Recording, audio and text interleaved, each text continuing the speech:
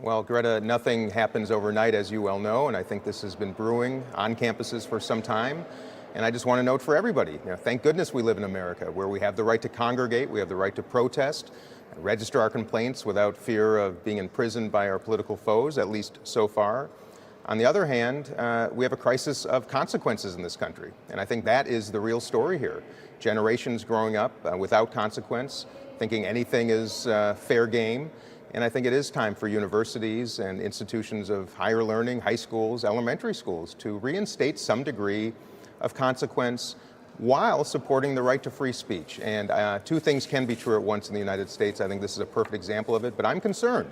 And as a Jewish American in particular, the disgusting anti-Semitic signs and chants that I've seen concurrent with these protests is enough to make anybody nauseous. And I have to say, that's the beauty of living in the United States. Anything goes, but it's awfully difficult. And Greta, I lost my dad in the Vietnam War. He gave his life to this country so that these young people have the right to protest.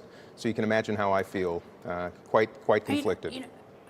Congressman, in my earlier career, I represented people who protest. I, like you, believe in the right to protest, but there are limits. When you threaten people, harass people, make it unsafe, you block roads, I mean, there is a limit. It is not without limit. But even more than that, you said that you're a Jewish American.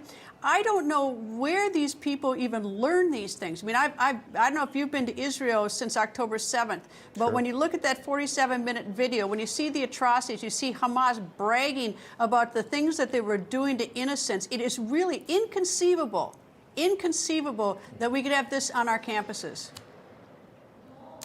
Well, particularly inconceivable because I don't think there were similar protests and demonstrations of support for the Israelis who lost their lives, 1,200 of them on October 7th. Therein lies the real conundrum here.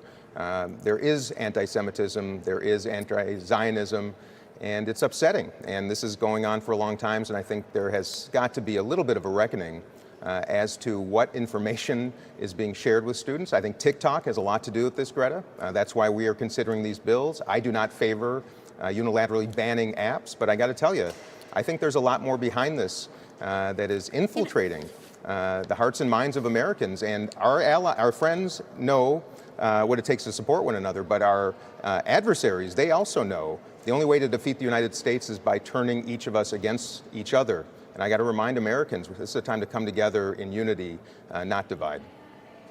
It's just down to one thing, sort of moral clarity. I mean, that's the obscenity of this. I mean, it's like, the idea, I mean, there were hateful things at George Washington University, which is 4 blocks from the White House. I mean, it's just so unthinkable, the things that they are saying about Israel and Jews. It's, I don't know what to say.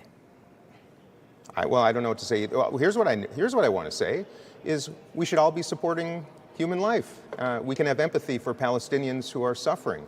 We should have empathy for Israelis who've lost their lives. Two things can be true at once.